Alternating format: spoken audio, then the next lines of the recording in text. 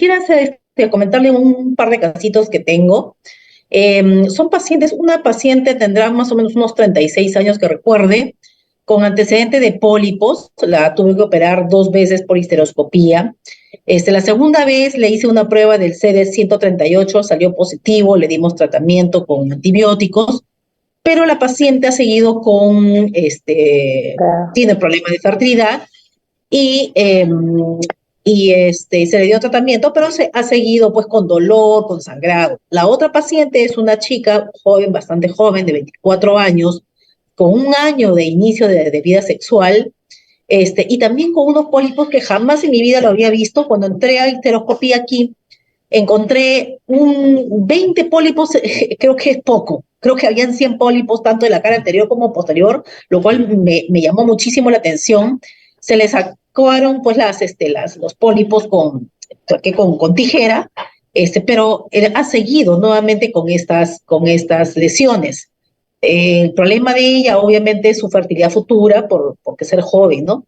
Y la primera paciente por un problema de fertilidad. Entonces, mi pregunta va, este, ¿qué tanto valor tiene esta prueba del CD138? El antibiótico que se le da a la paciente con estos cuadros de endometritis crónica, ¿va a solucionar el problema? ¿Cómo abordaría este tipo de pacientes para conservar o más adelante resolver su problema de fertilidad ya de tipo con factor endometrial? Bueno, sí, quizás hay que distinguir lo que es obviamente una paciente con la cantidad de pólipos que me describís. Es una paciente seguramente o que consultó por alguna sintomatología, o quizás si fue un hallazgo. Son los casos más infrecuentes, ¿no? Porque con una poliposis de esas características y recidivante suelen tener algún tipo de sintomatología o metrorragia Sí, intermenstrual o hipermenorrea, etcétera. así es. Creo que el tema de la endometritis es mucho más discutido. Yo creo que si me preguntás cómo encaro a esas pacientes, con escepticismo, porque no hay nada muy claro, hay mucha discusión con respecto a la endometritis y su diagnóstico, qué significa endometritis crónica para un patólogo, para otro. Si vos los pones ciegos a ver muestras de endometritis, muestras de endometrio, a dos distintos o tres distintos patólogos van a opinar diferente, porque es un tema que no está estandarizado. Con respecto al CD38 y otros marcadores, se están viendo mucho más trabajos que antes, pero no sería todavía. Hay gente que habla del CD56 también. No hay demasiada información. Hay muchos reviews recientes de endometritis crónica y creo que yo lo tomaría con escepticismo, pero creo que en algún momento vamos a tener alguna información más completa sobre esto, el impacto que tiene el microbioma realmente o no. Digamos, el efecto que hay en una endometritis crónica es difícil de demostrar hoy en día, pero el tratamiento tampoco está comprobado, y qué tipo de tratamiento tampoco está estandarizado, si se utiliza un antibiótico u otro, o digamos, o tratamientos más biológicos de recomposición de la flora. Es decir, que la endometritis es un tema para toda una clase entera, que creo que probablemente en algún momento tengan, pero yo hoy en día lo tomo con bastante escepticismo, aunque hay pacientes que obviamente uno les termina haciendo una histeroscopía y una biopsia y una búsqueda de estos marcadores, porque no encontramos nada en una histeroscopía convencional o no encontramos nada en una ecografía transvaginal donde vemos todo normal. Ahora, los pólipos son otra cosa que es completamente diferente, y los pólipos hay que sacarlos siempre. Primero porque los pólipos pueden tener hiperplasias atípicas o pueden ser cánceres de endometrio, y cada tanto en tu carrera te vas a encontrar con algún cáncer de endometrio en una mujer joven que tenía un pólipo muy poco, digamos, sospechoso. Entonces, los pólipos son otro cantar, porque hay que sacarlos siempre. Y bueno, si tenés una paciente con poliposis recidivante, habría que ver si no es una anovuladora crónica, porque muchas pacientes que están expuestas permanentemente a los estrógenos y no tienen progesterona para balancear, pacientes, por ejemplo, con ovario poliquístico, anovuladoras crónicas o oligoovuladoras, oligomenorreicas, etcétera, tienen bastante frecuencia de pólipos. También hay más frecuencia de pólipos en pacientes con endometriosis. Por lo tanto, creo que los pólipos son otro aspecto que sí tienen un tratamiento más efectivo que la endometritis crónica, ¿no?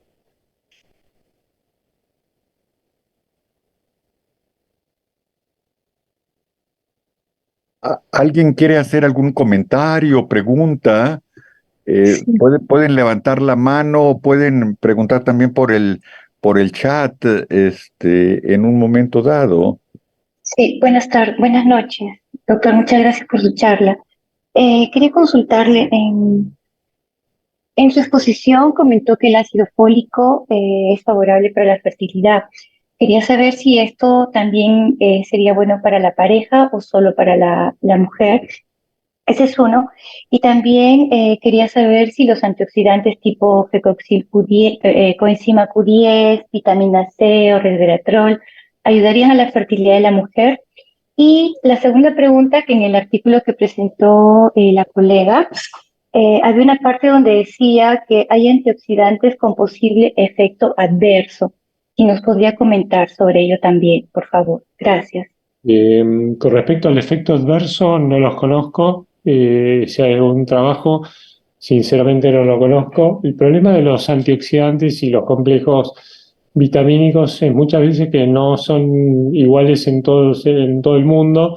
No se utilizan, a veces se utilizan suplementos dietéticos que tienen coenzima Q en distintas proporciones y no siempre son complejos vitamínicos estandarizados en todo el mundo. Esa es la principal crítica que tienen la mayoría de los trabajos que hablan sobre antioxidantes. Yo creo que hay probablemente una acción claramente positiva del resveratrol y de otros antioxidantes sobre la circulación y la salud en general.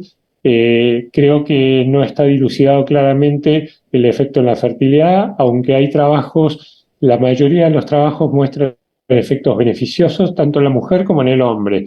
La dificultad es poder estandarizar y esa información hacerla mucho más grande en trabajos prospectivos y con un gran número de pacientes. Pero, por ejemplo, a nivel masculino hay una tendencia en todos los trabajos y los reviews y metaanálisis que muestran un efecto positivo de los antioxidantes en cualquier combinación y distintas cantidades y proporciones en efectos positivos en el hombre, la calidad espermática, la fragmentación de ADN, etcétera.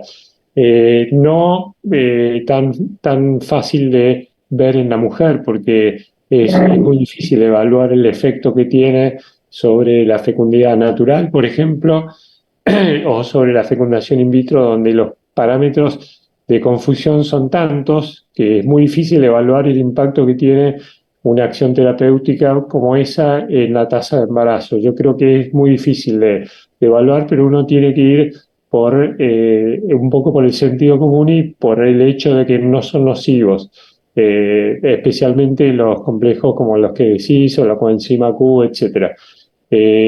No conozco el trabajo que hable de un efecto nocivo, así que no te puedo decir eso. Y con respecto al ácido fólico, el trabajo era sobre mujeres, no sobre hombres. ¿Y qué dosis usaban?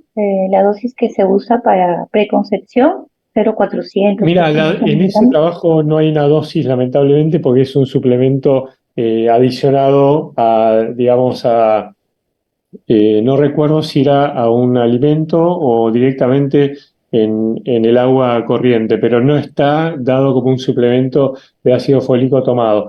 La dosis que se conoce es la de 0,5 miligramos diarios. Ujú. Hay gente que utiliza 1 miligramo, pero la dosis recomendada es 0,4, 0,5 miligramos diarios. Ok, muchas gracias, doctor. No, no. Adelante, Rebeca García. Hola, doctor. Muchas gracias por su plática. Yo quería preguntarle, en su opinión, hasta ahorita, bueno, sabemos que el uso de la medición de la hormona antimuleriana, pues no es un estudio que se recomiende de rutina como en todas las pacientes, sino simplemente en las pacientes que se está abordando por un problema de infertilidad.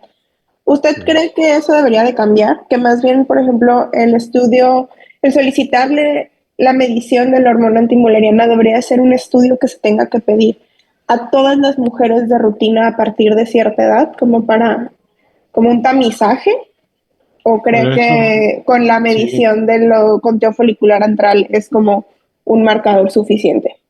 Yo creo que, bueno, mira, es interesante la pregunta porque la mayoría de los trabajos que utilizan siempre la comparación de antimuleriana con recuento folicular, muchas veces cuando uno ve que hay una correlación positiva muy importante, en general son grupos que trabajan, digamos, en forma conjunta con la medición y con el dosaje de antimuleriana. El recuento de folículos centrales tiene un problema que es un estudio que es variable a nivel del operador, es decir, que es operador dependiente, cosa que la hormona antimuleriana estandarizada, los últimos, digamos, test que tenemos, los kits de antimuleriana que están normatizados, parametrizados en los últimos años, son realmente muy consistentes y son posibles digamos, de comparar a lo largo del tiempo. Entonces, si uno tiene un mismo método de medición, podés seguir una paciente al año siguiente y así sucesivamente. El recuento de folículos centrales yo creo que es muy válido, es en grupos que estandarizan eso también y lo comparan con la antimoleriana, van de la mano, en la misma correlación positiva absoluta, pero hay que tener en cuenta que no todo el mundo es igual de hábil como operador, no todos los ecógrafos son iguales y no todo el mundo mide igual y cuenta igual y tenés el mismo tiempo y estás igual de atento cada vez que viene una paciente. Es decir, que hay una variable que es la humana. En estas épocas que estamos automatizando todo, sabemos que nos equivocamos, que estamos cansados, que si tenés que contar 20 folículos o 30, por ahí contaste 22 y por ahí eran 28.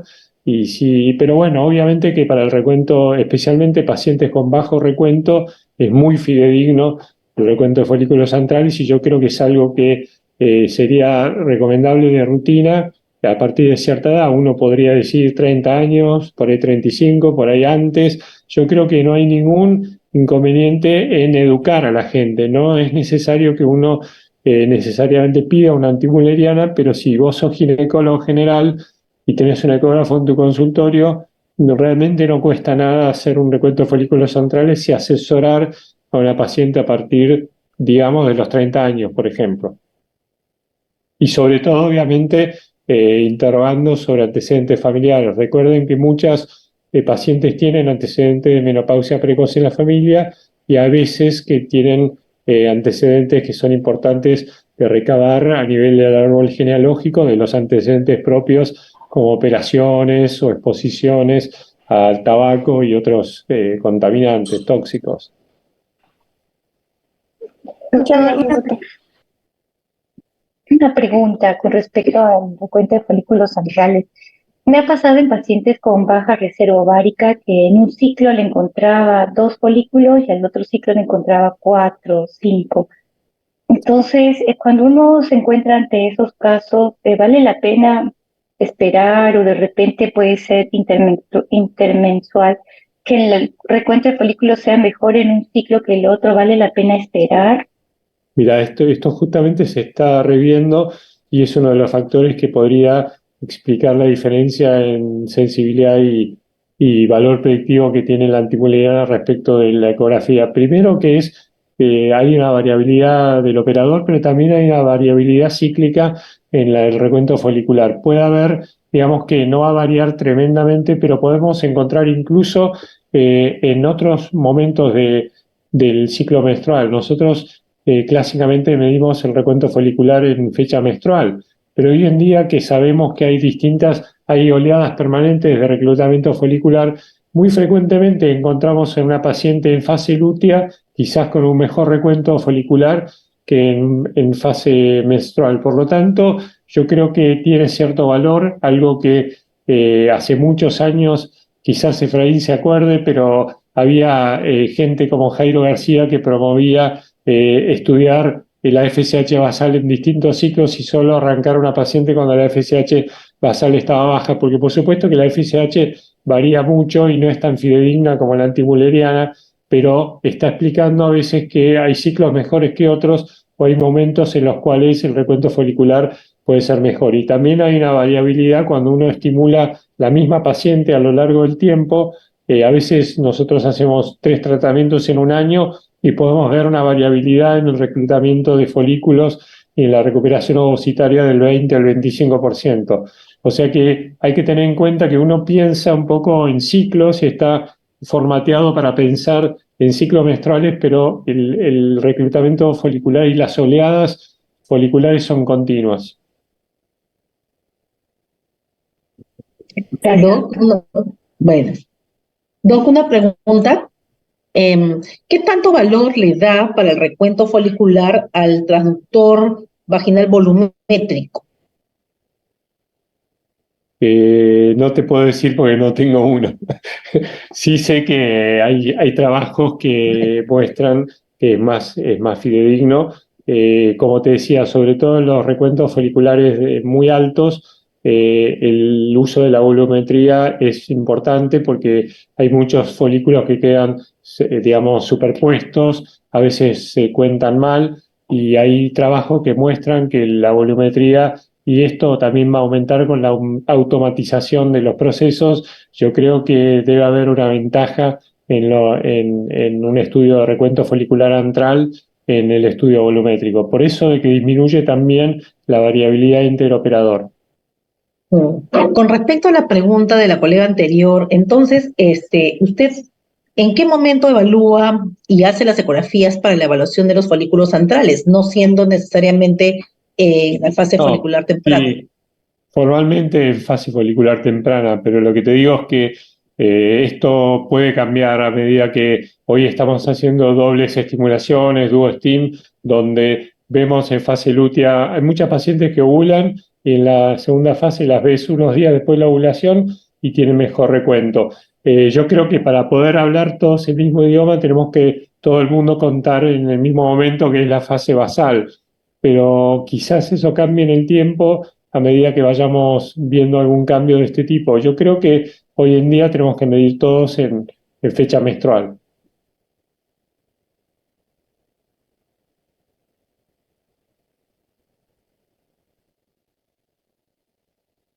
¿Algún otro comentario? ¿Algún otro comentario? No quisiera profundizar también en lo de la endometritis crónica. También han salido algunas pruebas de expresión o de detección con expresión de genes.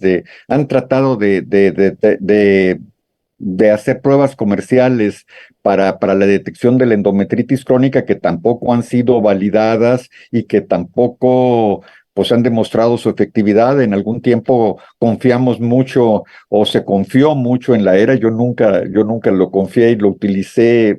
Yo realmente no la utilicé la ERA porque no me Sí. convencía el principio, pero últimamente ha caído completamente en declive porque realmente la gente ha demostrado que no solamente no mejoraba, sino que incluso les bajaban hasta las tasas de embarazos en un estudio verdaderamente grande. Entonces también trataron pues así de comercializar pruebas para la endometritis y eso tampoco ha sido bien probado.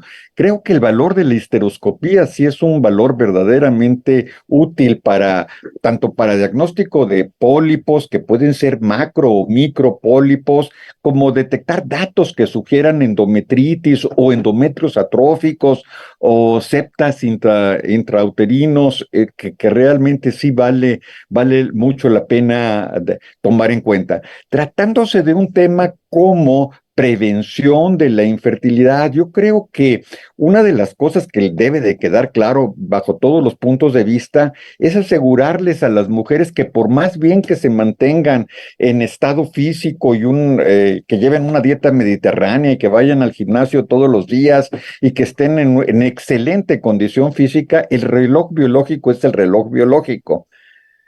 Y por ello, para algunas mujeres que por distintas circunstancias de su vida han decidido que no van a tener hijos en etapas avanzadas, yo creo que la congelación de óvulos como una especie de seguro es una alternativa para esas personas, no como para promoverlo, es decir, congelen óvulos y ya olvídense de la edad. No, no, no, sino si realmente tu plan de vida va a ser posponer para alrededor de los 40 tener hijos, yo creo que la congelación de óvulos es algo que estamos viendo nosotros cada vez más.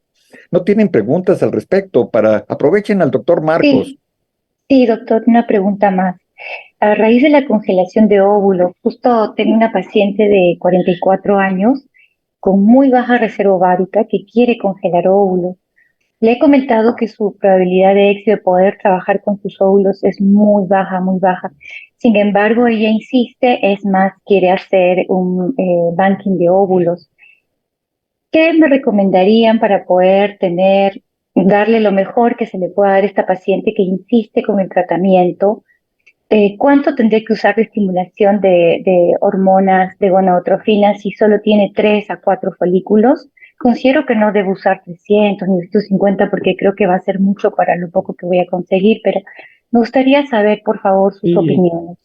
creo que son casos que todos tenemos y lo más importante es tratar a la paciente, tratar de aconsejarla correctamente y la verdad que lo más correcto sería que no se estimule porque la probabilidad, si sacas 3 o 4 ovocitos, que sería bastante bueno en una mujer de 44 años, la probabilidad de neoploidía es superior al 95%, con lo cual, eh, si va a ser banking de óvulos, le tenés que explicar que hay un trabajo que si querés buscar de Pirtea, muy reciente, donde muestra la tasa de embarazo acumulado con la transferencia además de un embrión, y eso llevó a una publicación de SRM muy reciente que es de la falla recurrente de implantación, que es del grupo de Lugano, que se basa mucho en ese trabajo de Pirtea, y donde describen la cantidad de ovocitos basados en datos reales de SART, del registro norteamericano, cuántos ovocitos necesitaría una mujer de 43 o 44 años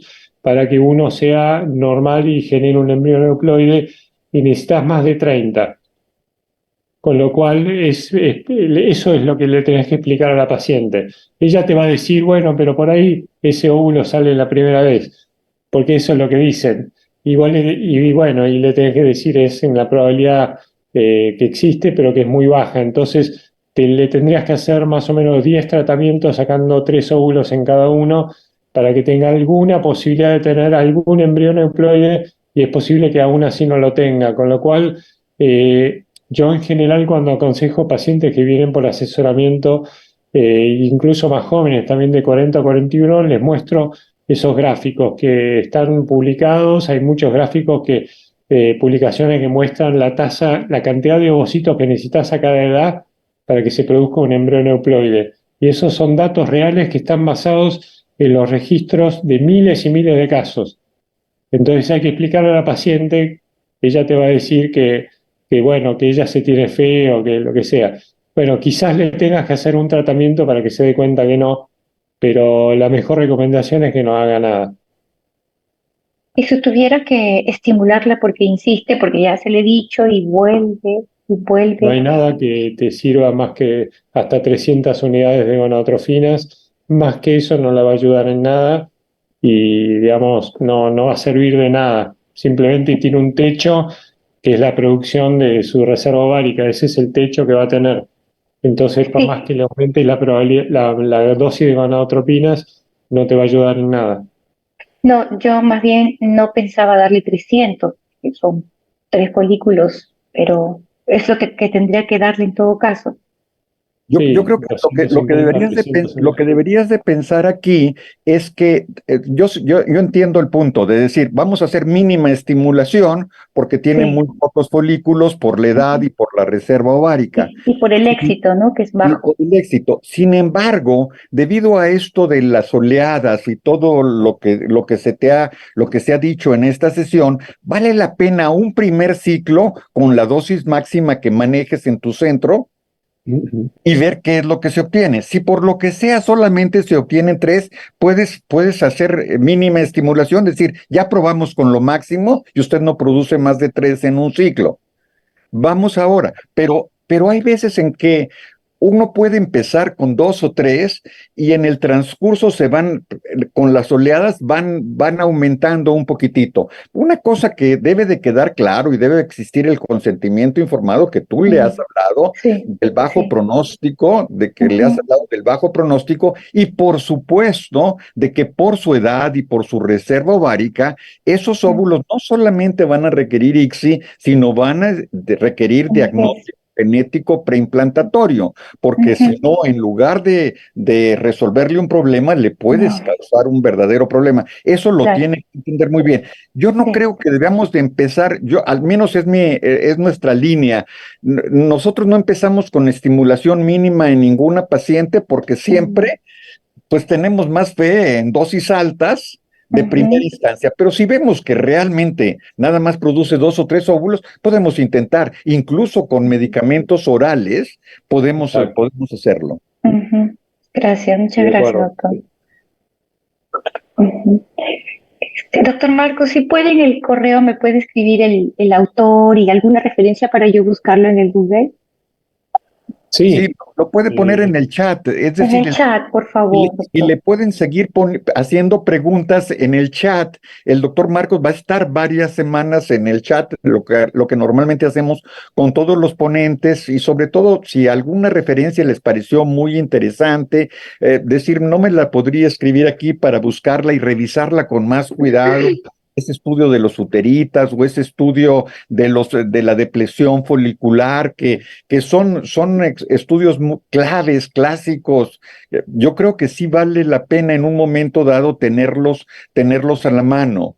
También los efectos de la contaminación ambiental, cada vez hay más gente que está haciendo estudios de contaminantes ambientales de todo tipo, y están publicando también libros acerca de cómo muchas cosas se están viendo afectadas por esto, y en algunos casos se explican el por qué la fertilidad del hombre ha ido bajando tan llamativamente. Hemos visto en los manuales del estudio del semen cómo ya se considera normal cada vez con valores más bajos, van bajando para que la gente lo puedan considerar con posibilidades de lograr un embarazo. Lo que antes era muy exigente, en el momento actual dice, ya con que tengas más de 4% de espermatozoides normales, ya estamos bien. Y antes, pues eso era increíble. Hablábamos de un 60%. Claro, se ha cambiado el criterio estricto, pero sí vale la pena tomar en cuenta todas estas situaciones. Y yo creo que es muy buena oportunidad para platicar con los pacientes. Muchos pacientes van a llegar todavía sin buscar fertilidad, diciendo, nuestro plan es casarnos y luego esperarnos 5 o 6 años. Pero si se casaron a los 35, explicarles bien. Creo que deberían de modificar un poquito sus planes porque aún por costo-beneficio les conviene muchísimo más hacerlo de otra manera. exacto, sí. Ahí les pasé por el chat una gráfica que al pie de la gráfica van a ver la cita que es de Fertility, de un autor, ahora no recuerdo, pero creo que sí, la tienen en la base de la gráfica. Gracias, doctor. Una pregunta, doctor Efraín. Cuando usted dice que sigamos comunicándonos por el chat, ¿se refiere al WhatsApp que tenemos de Yo Pecon me Live? refiero al chat del WhatsApp, Ah, sí. en Sí, sí. donde está tu currículum, porque estas normalmente pasan a la red y ya no las volvemos a ver, independientemente de que graben, las usan para otras cosas. Pero sí te agradecería, Marcos, si lo puedes mandar por el chat, el chat que te dieron, Sí, te sí, lo sí. agradecería mucho, sí. Bueno, Gracias.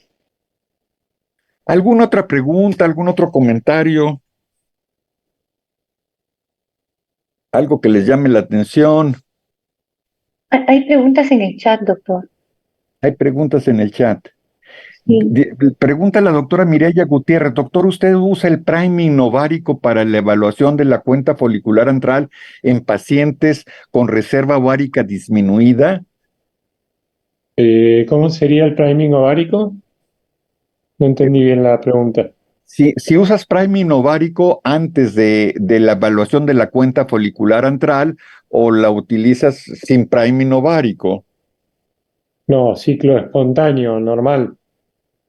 Ajá. No sé si te referís al priming, el dar estradiol previo.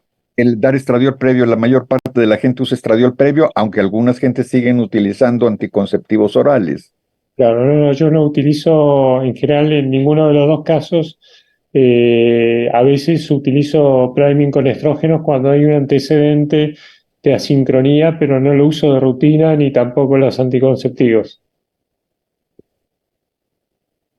Muy bien. Dice, ¿recomendaría usted, pregunta la doctora Cecilia Cafarati, ¿recomendaría usted la suspensión de anticonceptivos orales para evaluación de reserva ovárica mediante hormona antimoleriana? ¿Y cuánto tiempo recomendarías? Que supongo yo que si está utilizando anticonceptivos orales, ¿cuánto tiempo recomendarías de suspenderlos? En general, la recomendación sería un mes, porque uno sabe que se recupera el ciclo en un mes, pero la verdad que no hay trabajos que comparen un mes con 3 meses, etcétera.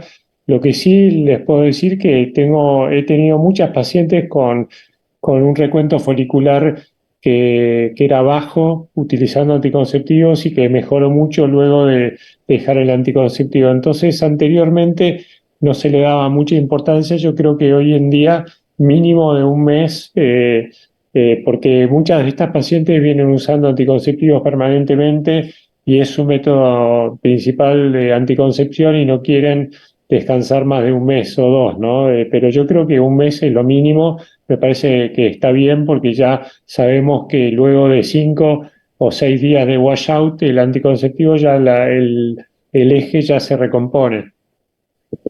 Y en general, una de las cosas que la mayor parte de los autores señalan es no empezar una estimulación ovárica sin haber pasado 4 días de washout. Es decir, independientemente de que algunas mujeres pueden suspender un día y a los 2 días empezar con la menstruación, siempre se recomienda dar este periodo de 4 días de washout para mejorar la respuesta. Y hay algunos trabajos alrededor de esto ya medio antiguos de los 80s, de este tipo de cosas, sobre todo que se usaron mucho los anticonceptivos, se utilizaron mucho los anticonceptivos para trabajar en ciclos, es decir, Claro. ciclar a pacientes y facilitarles el trabajo a los centros. Esto pues prácticamente ya no se usa en el momento actual porque todos los centros ya trabajan en forma continua y por otro lado, siempre hay algunos centros que lo hacen para no trabajar los fines de semana. Hay muchos esquemas franceses que lo hacen para no trabajar los fines de semana. ¿Alguna otra pregunta, algún otro comentario? Sí, yo sigo con mis preguntas. Doctor Marcos, en caso que tenga usted una paciente con baja reserva ovárica, ¿usa antioxidantes? ¿Cuáles usa y cuánto tiempo antes de la inducción? No lo uso especialmente en paciente con baja reserva ovárica porque no le va a cambiar el pronóstico en cuanto al reclutamiento, a la respuesta. Pero, digamos, si la paciente está abierta a utilizar antioxidantes, que no los utilizo de rutina, pero lo podemos hablar y plantear que no son nocivos, en general utilizo complejos multivitamínicos, pero no te puedo decir una dosis clara de coenzima Q, por ejemplo, porque cambian de uno a otro. O sea, no miro específicamente una dosis en particular. Y por otro lado, no todos los laboratorios, al considerarse suplementos alimenticios y no tener que pasar las pruebas como fármacos, te pueden decir que una pastillita trae una lista enorme de medicamentos y dosis altas de medicamentos y no es confiable porque normalmente estos medicamentos no están aprobados por ninguna agencia. Hay algunas compañías que que insisten en que pues, sus medicamentos pasen las pruebas para fármacos que como la FDA o como otras nacionales, y entonces son un poquito más confiables. Pero la verdad es que no hay una pastillita milagrosa que traiga todo en las dosis adecuadas. La gente se tiene que tomar varias pastillas de los medicamentos que consideramos más adecuados para el caso en particular. Por ejemplo, la coenzima Q, pues se ha recomendado para aumentar la energía mitocondrial, ya que se ha visto que en las mujeres de arriba de los 35 años disminuye la energía mitocondrial y esto participa en cuando se separan los cromosomas y favorece triploidías o monosomías, la pura edad. Entonces, bueno, se trata de corregir. No hay nada que lo compruebe específicamente, e incluso el doctor Casper en Canadá, que ha estudiado esto en animales, pues no lo ha podido traspolar todavía a humanos, tiene tendencias o hay cosas que lo dice, pero usan alrededor de 60 miligramos de coenzima Q. Y también tratan de buscar el laboratorio que les dé más confianza respecto a la cantidad de medicamentos que dicen, porque, pues como les digo, no tienen que pasar normas que se dan para fármacos porque son suplementos alimenticios. Sí, exactamente, coincido. Gracias. ¿Alguna otra pregunta, algún otro comentario?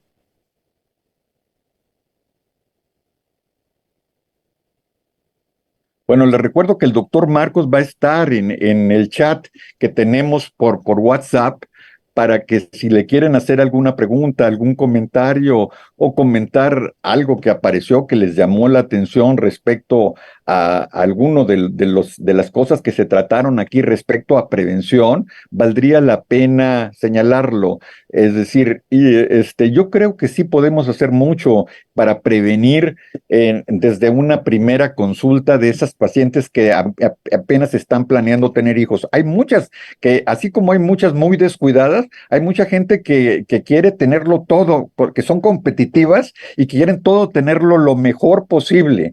Es más, yo ya he oído a doctores que les están aconsejando a sus hijos jóvenes que guarden muestras de espermatozoides por si por lo que sea siguen en esa interminable carrera de estudios, de maestrías, doctorados, posgrados en el extranjero y deciden casarse ya después de los 40. Sí, No solamente a mujeres, ya también es a verdad. varones. Entonces, pues sí, vale la pena que vayan pensando en este tipo de cosas, porque pues el mundo ha estado muy cambiante y todo esto debe de tomarse muy en cuenta. No veo Eh, ninguna otra. Yo aquí doctor, tengo una A ver. pregunta, perdón. Sí. En esta, bueno, tratando de prevenir, no sé si tienen algún tipo de consejo sobre las pacientes que utilizan, que son colocadas implantes mamarios o implantes glúteos, si esto actúa como un disruptor endocrino en estas pacientes y podría afectar en un futuro la reserva ovárica. No, no debería para nada porque Yo no no he visto son. ninguna información al respecto. Lo que sí les puedo decir es que todas las personas que se hacen cirugía estética y que luego tienen un embarazo van a necesitar un retoque de la cirugía estética. Es decir, eso que no les quepa duda tanto de mamas como de glúteos o de abdomen, van a necesitar un retoque. Entonces, en general, se les recomienda que lo sepan, que el embarazo ocasiona muchísimos cambios y que yo no he leído, probablemente sea interesante investigar esto, si hay efectos colaterales de traer material extraño en el cuerpo, no lo sé. Veo una mano levantada por O ahí. sea, yo lo decía, bueno, porque tenemos algunas pacientes que vienen ya con implantes y son pacientes jóvenes, 35, 34 años, y vienen con reservas ováricas, con unas antimulerianas bajas o con menopausias precoces. Entonces, no sé si tal vez tenía relación por ahí o es algo inmunológico que estas pacientes tienen, pero estas exclusivamente pacientes con implantes. Yo no lo he Bueno, yo no leído, pero tengo nada al respecto, pero es una buena observación. Tal vez haya una relación que podemos investigar. pero no lo vi asociado. Sí, Acá en igual, Argentina hay tantas prótesis mamarias que capaz que vaya alguna relación. Tenemos que investigarlo. sí, sí, yo creo que sí vale la pena investigarlo. Yo no he leído ni un solo No. artículo, ni en los últimos congresos internacionales en donde uno tiene acceso a todas las presentaciones de tipo pósters que se presentan. He visto algo al respecto, pero sería muy llamativo, o sea, saberlo, es decir, pero no lo veo. Lo veo muy contento, doctor Merino, de qué se está riendo tanto. Participe por acá, haga alguna preguntita. Doctor Merino, ¿no tiene alguna pregunta? Porque lo veo como interesado en algunas otras cosas.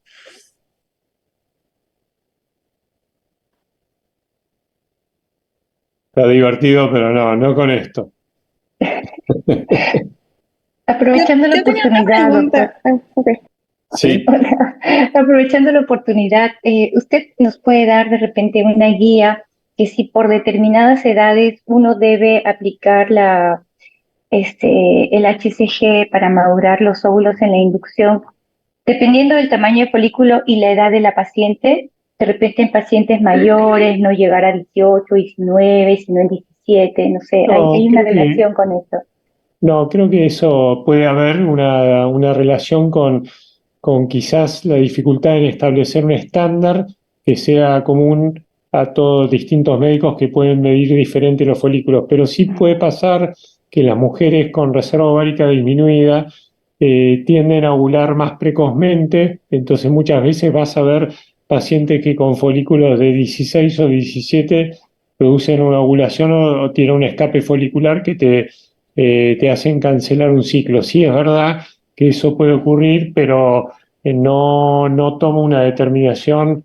Si la paciente está bien inhibida, digamos, ya sea con antagonista o con progestágenos, lo que estés usando no me hace una diferencia que tenga un folículo de 16 o de 18, porque si la tenéis bien inhibida podés tener cierta flexibilidad, pero en ciclos de baja complejidad, por ejemplo, donde no hay bloqueo hipofisario, frecuentemente tenés escapes ovulatorios con folículos de menor tamaño en mujeres con baja reserva ovárica. Y por el contrario, si a veces tengo, por ejemplo, me pasó la última vez que tenía 4 folículos de 17 y tenía como unos 5 folículos de 14.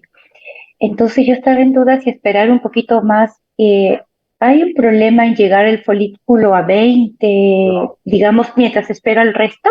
En general no, sobre todo, como te decía antes, si la tenés bien controlada con antagonistas o con progestágenos y ya viste que la paciente está inhibida o tuviste oportunidad de medirle la LH y está bien baja, en general no vas a tener ningún problema en estirarla hasta 20 milímetros y que los otros lleguen a 17, 18. Es un juego un poco que siempre hacemos en los tratamientos y estamos especulando entre un día más o un día menos, pero no está demostrado que sea malo llevar incluso a 20 o 22 milímetros, depende cómo uno mide los folículos, eso tiene cierta flexibilidad, no tendrías problema en esperar un poco.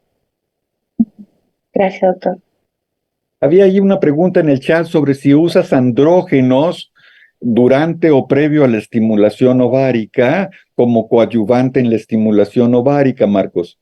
No, en algún momento se habló de eso, habían trabajos que estaban en curso. El trabajo más importante y multicéntrico que hizo Polizos demostró que no tiene ningún efecto dar testosterona previa en un trabajo prospectivo, randomizado y multicéntrico. Así que no, eso creo que demostró que no tenía un efecto positivo, así que no lo utilizo. ¿Todavía Y había tiene una alguna pregunta de pregunta, Rebeca, doctor? que tiene la mano arriba. ¿Rebeca? Sí. ¿Tienes la mano todavía levantada, Rebeca? Sí, doctor, quería hacerle otra pregunta.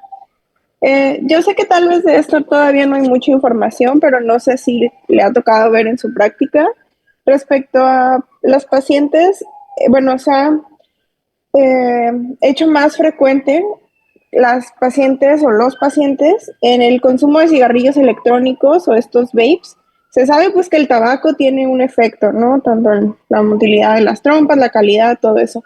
¿Ha visto algún efecto del uso de este tipo de sustancias? ¿Como que afecte No, en algo específico?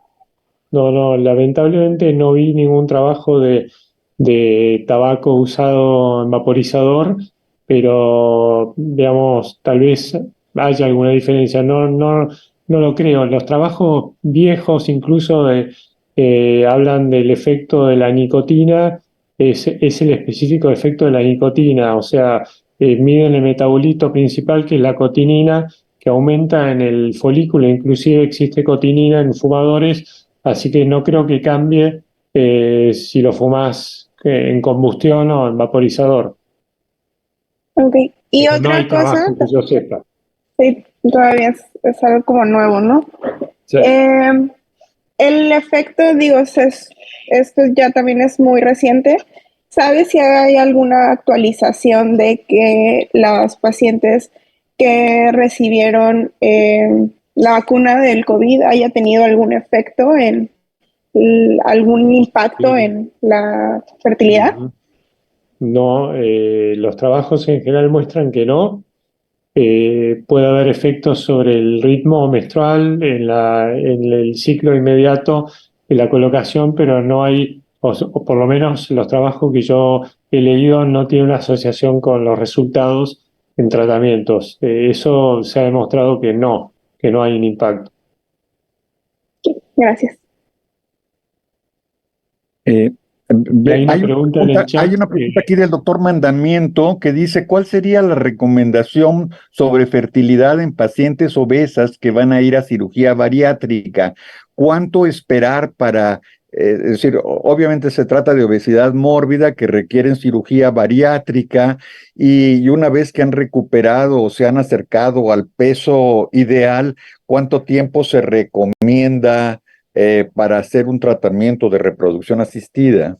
Ujú. Yo creo que eso, mira, no lo tengo bien claro porque incluso hay algunos trabajos de cirugía bariátrica que muestran muy buen resultado en fertilización in vitro posterior.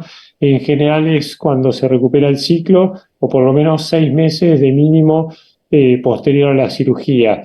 Depende, yo creo que tiene que depender obviamente de temas también que uno tiene que preparar desde el punto de vista nutricional a la paciente, porque pueden haber déficit de absorción de nutrientes también en este tipo de pacientes que ya están operadas. Entonces habría que ver en conjunto con un equipo interdisciplinario cómo darle, bueno, toda la previa al ácido fólico y si hace falta alguna otra vitamina B, vitamina B12 o lo que sea que necesitan estas pacientes específicamente, pero hay un review que lo tengo que buscar y después lo voy a mandar, pero sobre cirugía bariátrica en fertilización asistida. Lo que sí tengo como experiencia es que pacientes que querían operarse, pero que tenían una ventana de tiempo para hacer previamente una estimulación, fueron muy malas las respuestas a las estimulaciones, incluso con dosis altas, la distribución de la farmacocinética es muy mala en pacientes con obesidad mórbida, por lo que hablamos antes. Entonces, la recomendación siempre es que se operen primero y después vayan a hacer el tratamiento, pero hay veces que esto es difícil por la cuestión de la edad y el tiempo que tiene que esperar. Pero mi experiencia con los 2 o 3 casos que he hecho previo a la operación, las cancelé todos. ¿Sí? Y no solamente pueden recuperar el peso, hay que esperar a que se mejore su estado metabólico porque se asocia también a inflamación. En esas pacientes que se han pasado muchísimo, también he estado leyendo algunos datos de esto y sí, la idea es esperarse un poquito, tal vez 2, 3 meses después de que hayan recuperado el peso ideal para que se empiece a normalizar el organismo. Aquí hacen una pregunta a la doctora Cecilia Cafarati, que ¿qué opinas de rejuvenecimiento ovárico con inyección de plasma rico en plaquetas por vía transvaginal, que si lo practican en tu centro? No lo practicamos porque está demostrado que no tiene ningún efecto sobre el término de rejuvenecimiento ovárico que se le dio. un poco como marketing en su momento. Eso fue presentado en 1 o 2 abstracts en ESHRE ya en el año 2016, y eso posteriormente no terminaron en ningún trabajo científico que demuestre el uso en ese grupo de pacientes, por lo menos. Veo ahí la mano, doctora Patti Muñoz. Buenas noches, doctores. Quería hacer una pregunta. En pacientes bajas respondedoras, ¿ustedes tienen algún tipo de experiencia utilizando el priming de estradiol o microdosis de acetato de leuprolide para potenciar el efecto de la inducción ovulatoria con el protocolo estándar que se usa en su centro? Muchas gracias. No hay ninguna ventaja de dar el priming estrogénico, salvo evitar la asincronía, pero no es que tenga un efecto de incrementar el número de ovocitos recuperados en pacientes con baja respuesta. Y en caso de la microdosis con acetato de leuprolide, ¿eso lo han utilizado o no? Sí, eso lo hemos utilizado mucho. Lamentablemente hoy en día es difícil diluir el leuprolide porque no está en el mercado, entonces no lo hacemos más, pero en su momento lo utilizamos. No, digamos, no te puedo decir que hay mucha discusión respecto del microflare, que es el nombre que se le daba al protocolo ese, pero se ha dejado de utilizar, y en general cuando algo no se utiliza es porque tuvo su moda y quizás pasó. A mí me gustaba, creo que había un grupo de pacientes que se beneficiaba de ese esquema, pero se ha dejado de usar, no lo ves más publicado, no lo ves más en los congresos, con lo cual sospecho que no debe ser tan efectivo como pensábamos. Y podemos discutir toda la noche sobre las bajas respondedoras, porque es lo que nadie sabe, y es realmente, en el fondo, la baja respondedora no responde porque tiene baja reserva, y simplemente hagas lo que hagas no va a responder, o va a responder de una forma muy errática, y por ahí responde mal con atrofinas y responde bien con clomifeno, o bien, entre comillas, quizás la lográs llegar a una punción con clomifeno que no la pudiste lograr con atrofinas recombinantes. Muchas gracias, doctor, por su respuesta. Muchas gracias. En general, hay una revisión de Polizos y de Broglie sobre bajas respondedoras, y nada más para empezar, ellos señalaban más de 80 definiciones de bajas respondedoras cuando hicieron esta revisión sistemática de la efectividad de ciertos tratamientos. La clasificación de Boloña para bajas respondedoras era verdaderamente amplia, y se metían como en un bote de la basura pacientes con muy diferente pronóstico, y la utilidad del grupo Poseidón fue tratar de distinguir un poquito mejor cuáles bajas respondedoras tenían mejor pronóstico, es decir, aquellas jóvenes o aquellas con una disminución leve de la reserva ovárica, y un grupo muy malo que sean pacientes de edad avanzada con muy baja reserva ovárica, y habiendo un par de grupos intermedios en donde se combinaban estos dos factores de reserva ovárica y edad. Es decir, pero también ese grupo de Poseidón fue el que también hizo los cálculos matemáticos del número de óvulos que se necesitan para tener una probabilidad matemática de obtener un blastocisto euploide.